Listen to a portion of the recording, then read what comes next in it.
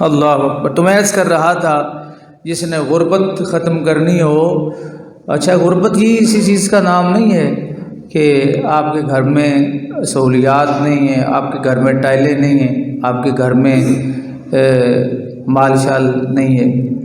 جب امت برکت کی بجائے کثرت طلب کرے تو پھر برکت نہیں رہتی۔ سمجھ آئی بات؟ امت جب مال میں کثرت طلب کرے، برکت نہ طلب کرے، تو پھر 10 لاکھ میں بھی 500 روپے والی برکت نہیں رہتی۔ اس پہ ذرا غور فرمائیں۔ پہلی امتوں نے کثرت کو طلب کیا، برکت کو طلب نہیں کیا۔ ایک زمانہ تھا ایک آدمی کی کمائی جو ہے وہ روزانہ کی 1000 روپے، تو اچھا بھلا گزارا ہوتا تھا۔ اب 50 لاکھ روپے روزانہ اسے آتے، اتنا کاروبار وسیع ہو چکا ہے، لیکن برکت نہیں ہے۔ ہر آدمی روتا ہے جی معاملات ٹھیک نہیں ہیں، پوری نہیں پڑتی، یہ نہیں ہوتا، وہ نہیں ہوتا، فلاں نہیں ہوتا۔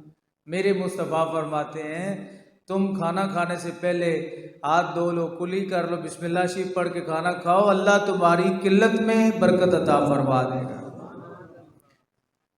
تو رب ذوالجلال نے فرمایا کہ پہلے اگر پرہیزگاری چاہتے ہو تو پہلے یہ جو پیٹ شریف ہے اس کی ذرا طاقت کو کم کرو، اس کی کھانے کی جو سمانے کی لکڑ پتھر ہضم، جب بندہ دوائی اپنے جیب میں رکھتا ہے کہ کہیں کھانا کھائیں تو اوپر سے لینی پڑے گی، وہ خرابی ہو جائے گی، یہ ہے وہ ہے فلاں ہے، تو آپ کھائیں اتنا کو نا جس سے خرابی نہ ہو۔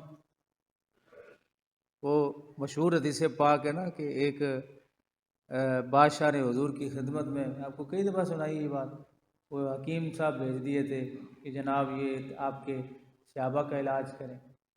وہ 2.5-3 مہینے رہنے کے بعد حضور سے یا رسول اللہ مجھے اجازت، میں جا۔ حضور نے فرمایا کیا بیمار بندہ ہوتا کوئی نہیں، میں نے رہ کے کیا کرنا ہے؟ تو میرے محبوب نے مسکرا کے فرمایا ہر برتن کا بھر جانا اچھا ہے، یہ پیٹ کے برتن کا بھر جانا اچھا نہیں ہے، میرے غلام پیٹ بھر کے کھاتے ہی نہیں۔ تو روزہ جیسے ہی اس کا تخیل ہمارے ذہن میں آتا ہے، روزے کا کانسیپٹ ہمارے ذہن میں آتا ہے، تو فوراً طبیعت جو ہے وہ کھانے پینے کی طرف جاتی۔ فرمایا جب تک کھانے پینے میں ایک اعتدال نہیں ہوگا تو روزے کا مقصد پورا نہیں ہوگا۔ یا اللہ مقصد کیا؟ فرمایا لعلکم تتقون،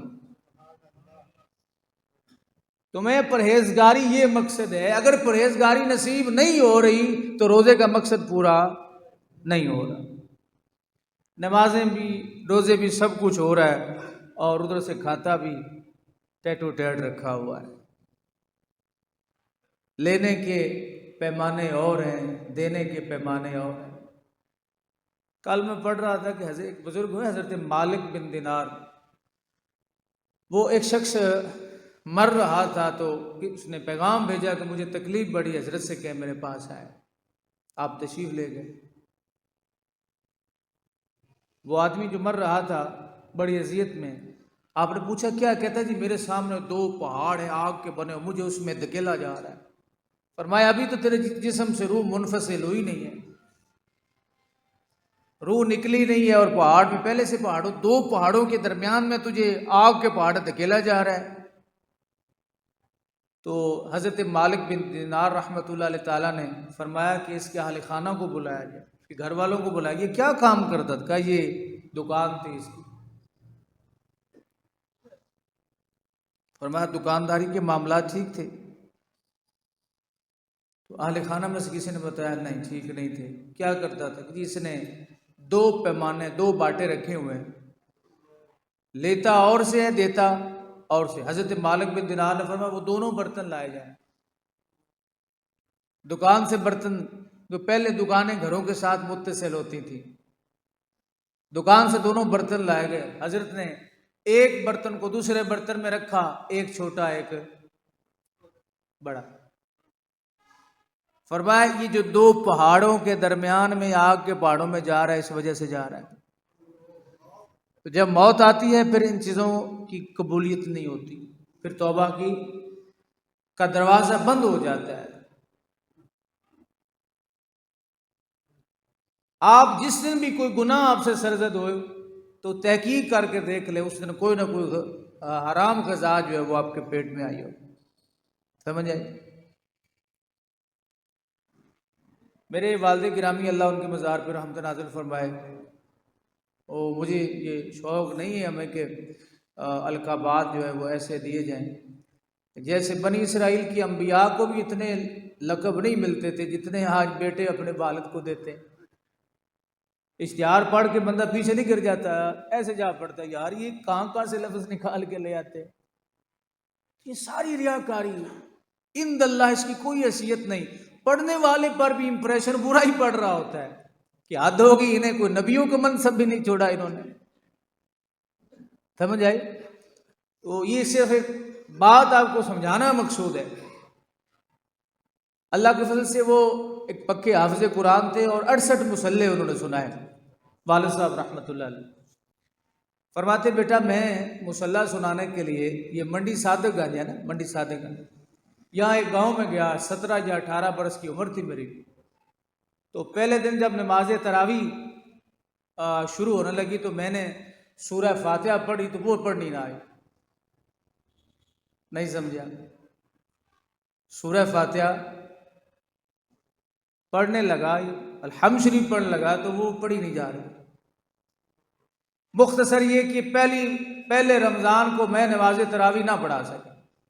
بڑا غصہ اور بڑی طبیعت خراب کہ یا اللہ مجھ سے کون سی غلطی ہوگی. نماز کسی اور کے پیچھے پڑھی.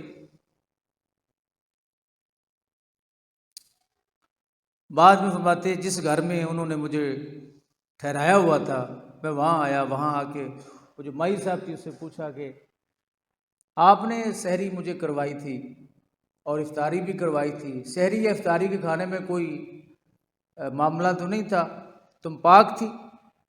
اس نے کہا میں پاک نہیں تھی. میری بات سمجھ رہے ہیں آپ؟ لیکن ہمیں لکڑ پتھر ہضم، ہر چیز ہضم ہو جاتی. کیوں ہو جاتی؟ کہ جیسے جیسے انسان تقوی اور پرہیزگاری میں قدم رکھتا جاتا ہے نا، ویسے ویسے اس کی نیکی کا معیار بھی بڑھتا جاتا ہے. تو جس دن بھی آپ کا کوئی معاملہ خراب ہو سمجھ لیں کہ کہیں نہ کہیں سے غذا جو ہے وہ الٹی سیدھی جو ہے وہ آ گئی. تو میرے عرض کرنے کا مطلب مقصد یہ ہے کہ روزے کا جو اللہ رب العزت نے نچوڑ بتایا ہے کہ امت، اے میرے محبوب کی امت، مجھے یہ پسند نہیں ہے کہ تم سارا دن تکلیف میں مبتلا رہو، تم سارا دن اذیت میں مبتلا رہو، تمہیں بھوک بھی ہو، پیاس بھی ہو، سب کچھ ہو، اور اپنے آپ کو روک کے رکھو. اور میں تمہاری تکلیف میں خوش نہیں ہوں، لیکن یہ جو تمہیں تکلیف کھانے پینے کی آئے گی، اللہ رب العزت فرماتا ہے یہ تمہاری بہتری کے لیے کہ تمہاری ساری کثافتیں ہٹ جائیں، اور جو گناہ کی وجہ سے تمہارے دل پہ وہ جو آئے نا پردے پڑ گئے وہ پردے ہٹ جائیں، اور میرا اور تیرا جو ناطہ ہے وہ مزید استوار ہو جائے. تو اللہ تعالیٰ نے رمضان المبارک جو ہماری تکلیف کے لیے نہیں بھیجا. اللہ تعالیٰ نے ہماری اذیتیں، رب کو یہ نہیں کہ رب کو ہماری اذیتیں پسند ہیں تو اس لیے اللہ تعالیٰ نے رمضان مبارک جو ہے وہ لازم کر دیا ہے. لیکن بنیادی طور پہ یہ جو انسان کا کاروبار ہوتا ہے، یہاں سے بات چلی تھی، جب تک آپ اپنے رزق کے حوالے سے، میں بار بار یہ عرض کرتا ہوں، تلاشی نہیں لیں گے، اس کو پاک صاف نہیں کریں گے. اب مسئلہ یار منافع کتنا لینا چاہیے؟ منافع سوال ہے کہ نہیں؟ آپ کوئی چیز لے کے آئیں، کیونکہ شریعت نے ہر چیز کا حل بھی تو بتایا. آج کے اس دور میں اگر کوئی دکاندار گاہک سے سچی بات کرتا ہے، میری نظر میں اس دور کا ولی ہے. جو کہے وہ دے.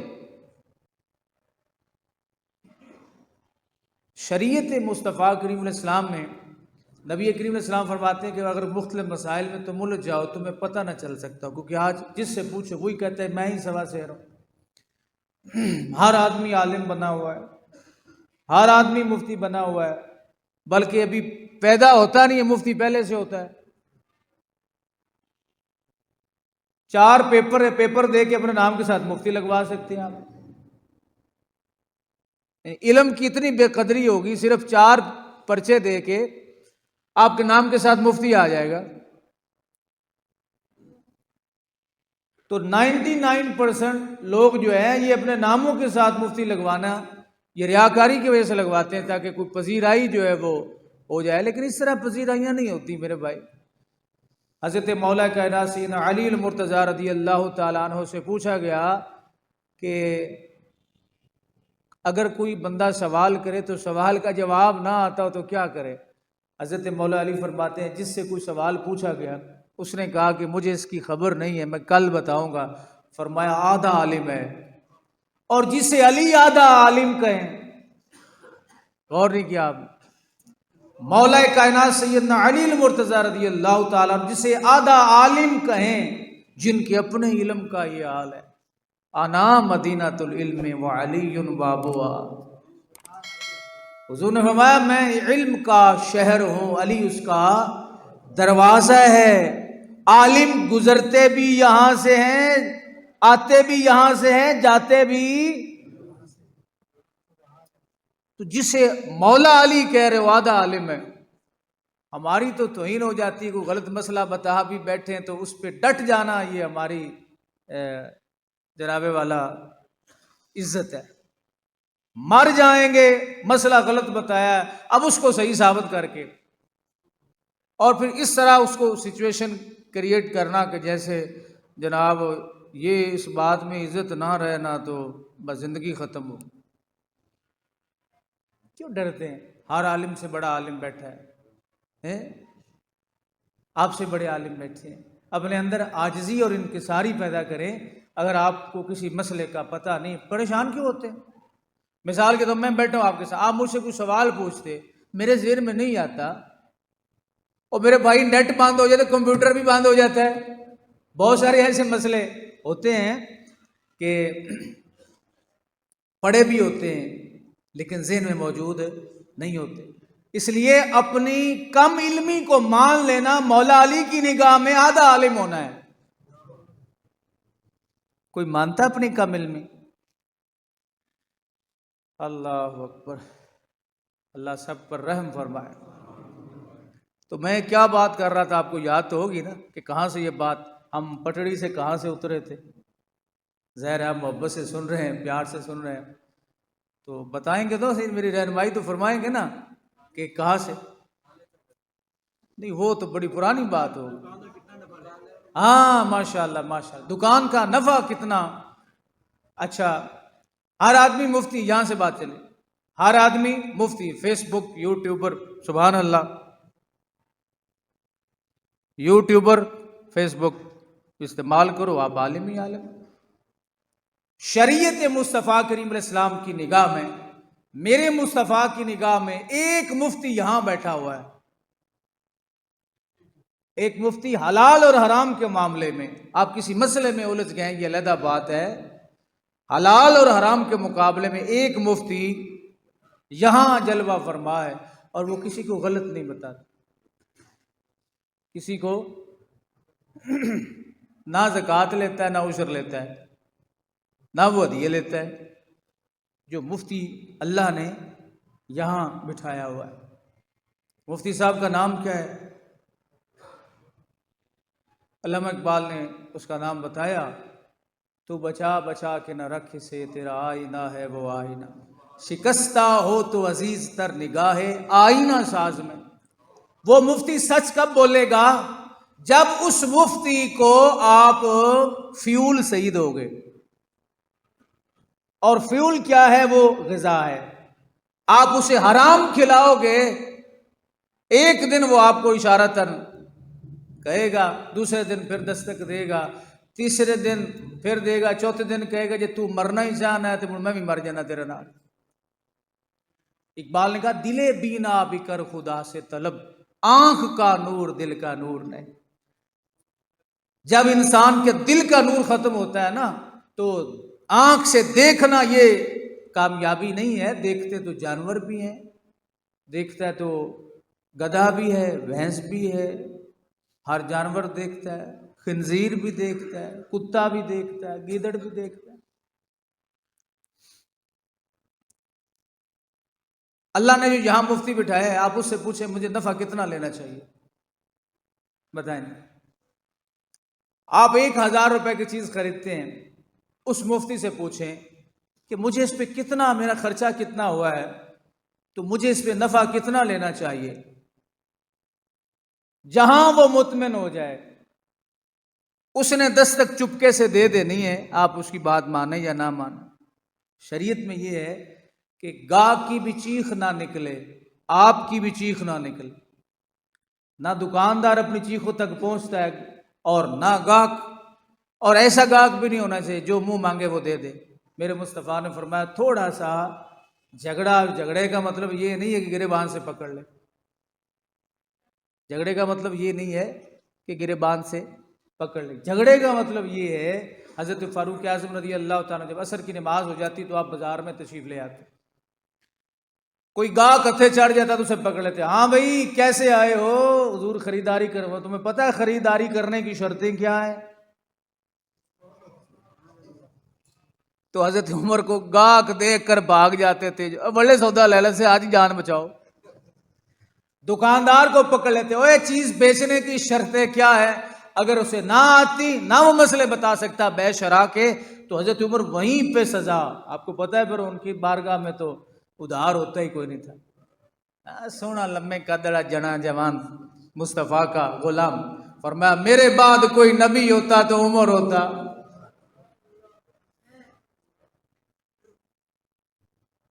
سمجھ آ رہی؟ فرمایا جس سے نہ گاہک کی چیخ نکلے نہ دکاندار کی چیخ، نہ دکاندار کو نقصان ہو اسے بھی فائدہ ہو، کتنا ہو اس کی حد مقرر نہیں ہے، اور یہ دکاندار بہتر سمجھتا ہے مجھے یہاں پر پروفٹ ہو رہا ہے، ظاہر ہے وہ بھی تو بیٹھا ہوا ہے نا، وہ بھی تو محنت کر کے اس نے دکان بنائی ہے، اس نے انویسٹمنٹ کی ہے، خرچہ کیا، وقت نکالا ہے، اپنے گھر سے آ کے ادھر بیٹھا ہوا ہے، تو نہ یہ نہیں کہ سارا دکاندار کا گناہ ہے، گاہک کا بھی گناہ ہوتا ہے، جتنا جو مانگے پیسے زیادہ ہونے کی وجہ سے پکڑا دی چل بھی۔ اور کیسے ایسے فضول خرچ لوگ ہیں کہ جو دکان سے سودا لیتے ہیں تو بقایا بھی نہیں لیتے، آپ کو پتہ ہے بڑے شہروں میں یہ وہ لوگ ہیں جو غرباء کا حق تلف کرتے ہیں، دکانداروں کی عادتیں خراب کر دیتے ہیں، ان کے مزاج کو خراب بگاڑ دیتے ہیں۔ 5,000 کا نوٹ دیا، 4,000 کا سامان بنا، 1,000 بقایا نہیں لینا۔ ہمارے تو یہ رواج نہیں ہے نا، بڑے شہروں میں یہ ہے، جب بندہ اپنے ہاتھ سے کماتا ہے تو 1-1 روپے کی قدر ہوتی ہے، اور جب حرام کا مال آتا ہے تو پھر قدر نہیں ہوتی، وہ کہتا ہے بس اس کو جانے دو۔ تو جب تک گاہک کی چیخ نکلے پھر بھی غلط ہے، دکاندار کی چیخ نکلے پھر بھی غلط ہے۔ فرمایا جہاں تمہارا دل مطمئن ہو، اطمینان قلبی نصیب ہو، جہاں تم شک میں نہ پڑو، جب تمہارے اندر وہ بات پیدا ہوگی، مفتی صاحب اندر سے سائن ہے فرمائیں گے لو دیکھنا اب اس رزق سے روزہ رکھ، سحری کر، پھر دیکھنا شام کو اللہ تعالیٰ تیری تقوی پرہیزگاری میں کتنی برکتیں عطا فرما۔ تو فرمایا تقوی اور پرہیزگاری حاصل کرنا روزے کا مقصد یہ ہے، صرف منہ کو بند کر لینا مقصد نہیں ہے، اور پرہیزگاری عام حالات میں بھی جب تک حلال رزق نہیں ہوگا پرہیزگاری نصیب نہیں ہوگی۔ اس کا اعلان خود میرے مصطفیٰ کریم صلی اللہ علیہ وسلم نے فرمایا کہ جس لقمے میں اشتباہ پڑ جائے کہ یہ حلال ہے یا حرام ہے، وضو نفاذ سے چھوڑ دو، اسے ترک کر دیں، اسے نہ تناول فرمائیں۔ خود اس پہ خلفائے راشدین کا عمل ہے، خلفائے راشدین کا اس پر عمل ہے۔ حضرت سیدنا صدیق اکبر رضی اللہ تعالیٰ عنہ، آپ کا غلام آپ کے لیے کو کھانے کی چیزیں لے آیا، تناول فرما لی، بات پوچھو یہ کہاں سے لایا تھا، کدھر سے لایا؟ اس نے کہا جی میں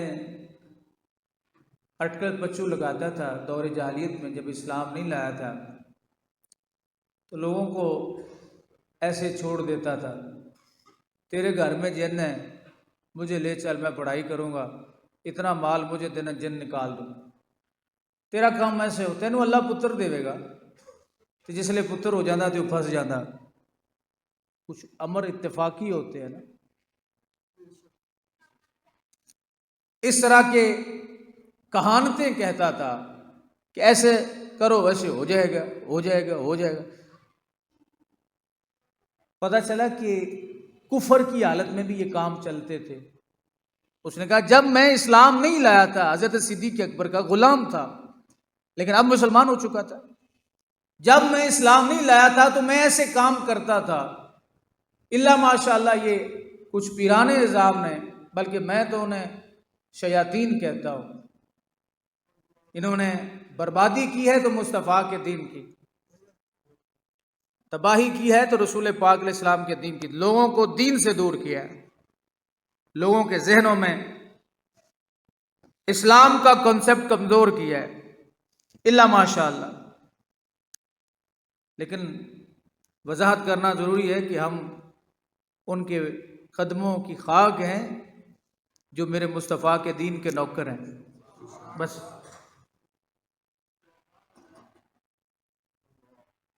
ہاتھ چموانا یہ دین نہیں ہے. دین یہ ہے کہ تمہاری وجہ سے جہنم کی طرف جانے والے جنت کے راستے پہ چل نکلے. دین یہ ہے تمہارے جو بھی اعمال ذات، لیکن تمہاری کوشش یہ ہونی چاہیے کہ یہ جو جہنم کے راستے پہ چل رہے ہیں یہ جنت کے راستے پہ آ جائے. تم نے ایک بندے کو بھی جنت کے راستے پہ لگا لیا تو تمہارے زندگی میں آنے کا مقصد جو پورا ہو. کوئی تمہاری وجہ سے بچ جائے، خود بھی ڈوبے دوسروں کو بھی لے ڈوبے، ایسا نہیں. تو یہ دور جاہلیت میں یہ کام ہوتے تھے. یہ نہیں ہو رہا، ایسے ہو جائے گا، ایسے ہو جائے گا، ایسے ہو جائے گا. کفر کی حالت میں بھی ہوتے تھے. اس نے عرض کیا امیر المومنین آج میں بازار گیا تو وہاں پہ ایک بندہ مجھے مل گیا. اس نے کہا واہ بھائی واہ، کیا حال ہے؟ جی میں ٹھیک ہوں.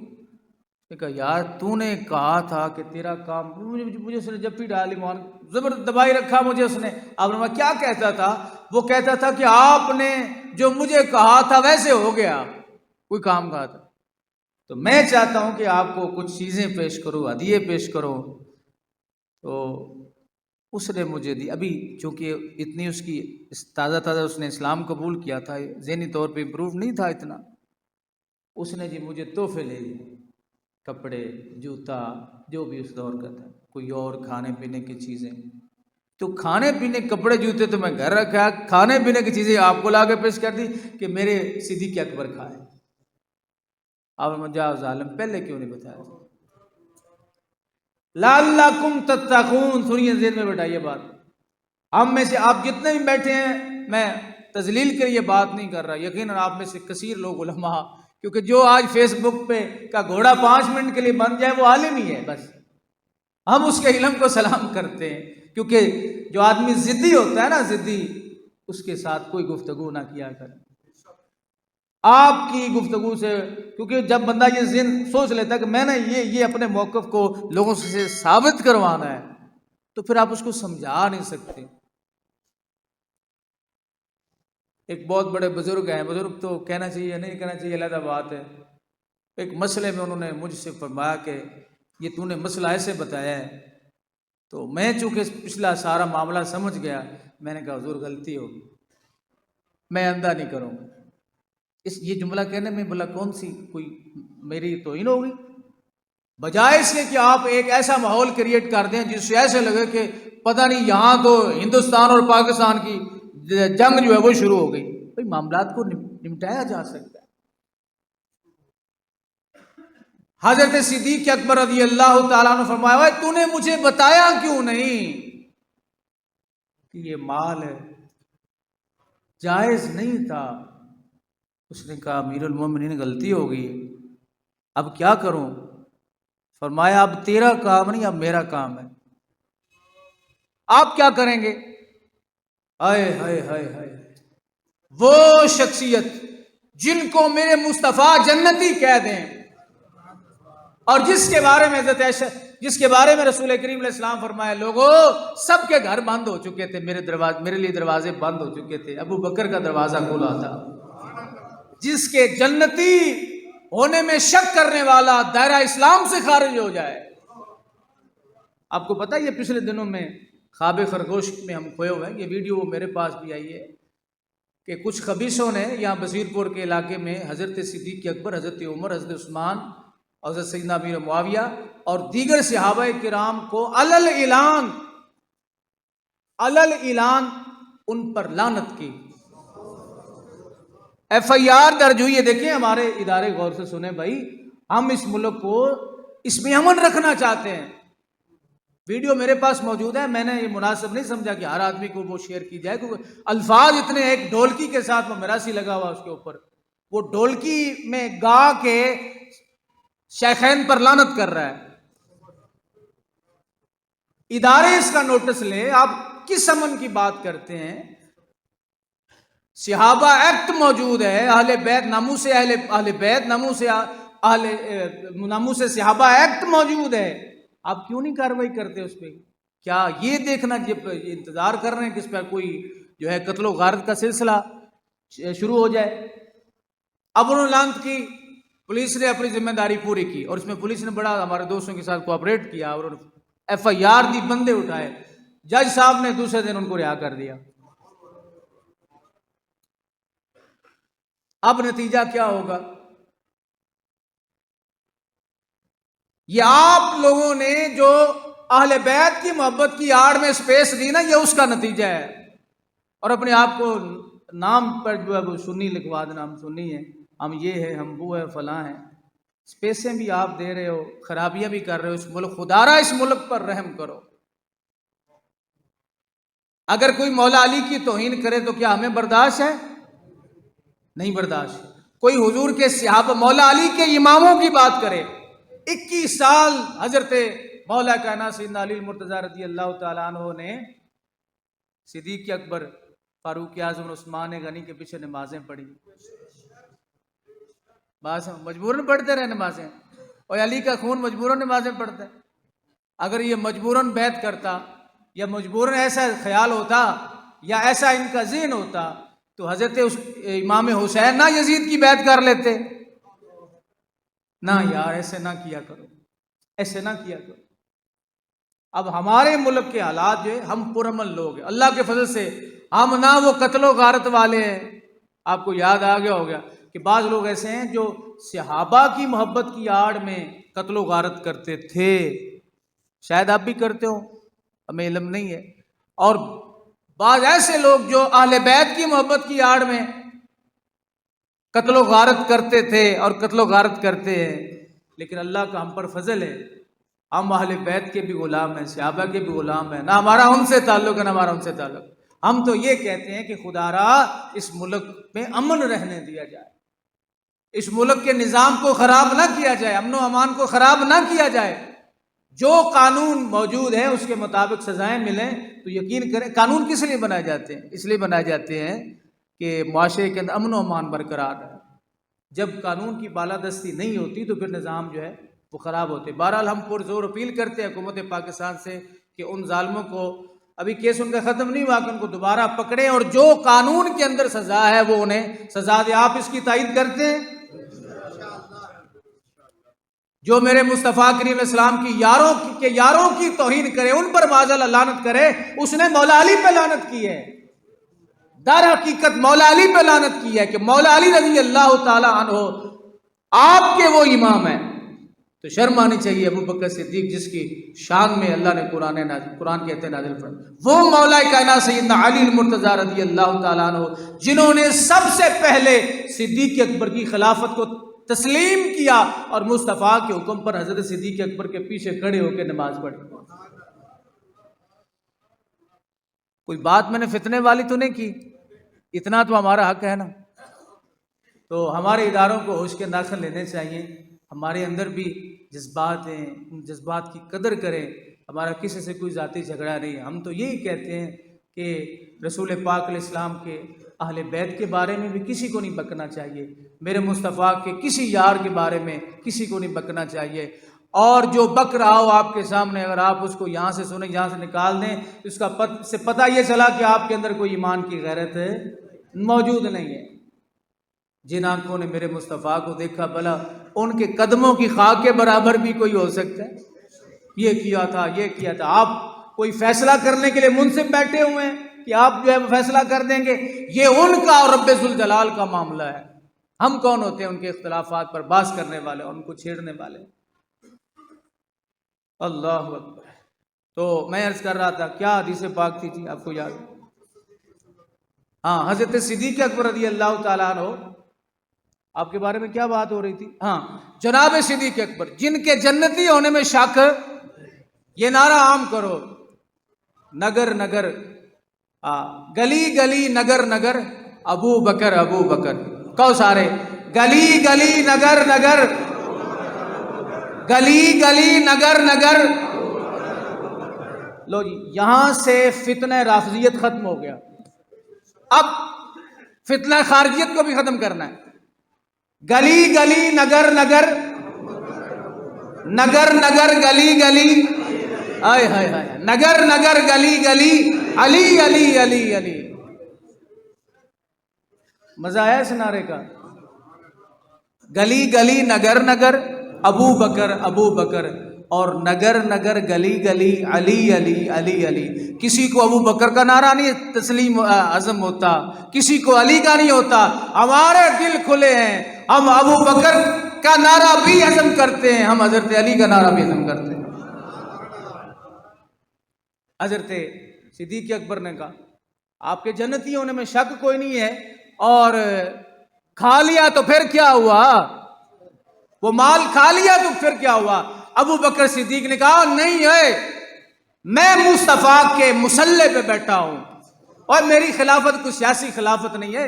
کہاں سے تم نے دو قسمیں نکال لی، چور دروازہ کھول لیا۔ مصلی پہ کھڑے ہونے والے کی خلافت سیاسی نہیں ہوتی، روحانی ہوتی ہے۔ نہیں سمجھے آپ؟ مصلی پہ کھڑے ہونے والے کو سیاسی کہتے ہیں۔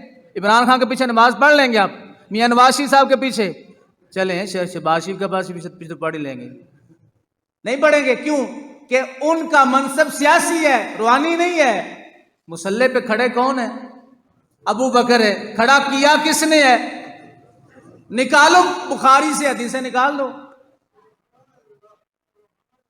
اتنے صحابہ کا جمع غفیر، کسی کو کوئی اعتراض نہیں ہے کہ ابو بکر کو مصلی پہ کھڑے ہیں۔ کھڑا کس نے کیا ہے؟ مصلی کے مالک نے کھڑا کیا۔ مولا علی کو کوئی اعتراض نہیں ہے، آپ جنتی ہیں، آپ نے کو دو چار کھانے شانے کھا لیے تو صدیق اکبر اس میں کون سی بات ہے؟ فرمایا نہیں، مجھے اس مصلی، جس مصلی پر میں کھڑا ہوا ہوں، جس پہ مجھے مصطفیٰ کھڑا کر کے گئے، اس کا یہ تقاضا ہے تقویٰ اور پرہیزگاری کا کہ ابو بکر کے پیٹ میں کوئی لقمہ حرام نہیں، مشتبہ بھی نہ جائے۔ غلام عرض کرتا ہے، حضور پھر اس پہ آپ کیا کریں گے؟ فرمایا دیکھنا، تو نے لا کے مجھے دیا، میں نے کھا لیا، اب مصطفیٰ کی برکت سے، اس مصلی کی برکت سے ابو بکر کا کمال دیکھنا، کیا کریں گے آپ؟ حضرت صدیق اکبر رضی اللہ تعالیٰ منہ کھولا، انگلی ڈالی، جب تک پیٹ واش نہیں ہوا، سارا کچھ باہر نہیں آیا، مصطفیٰ کے مصلی پہ کھڑے ہونے والا آرام سے بیٹھا نہیں ہے۔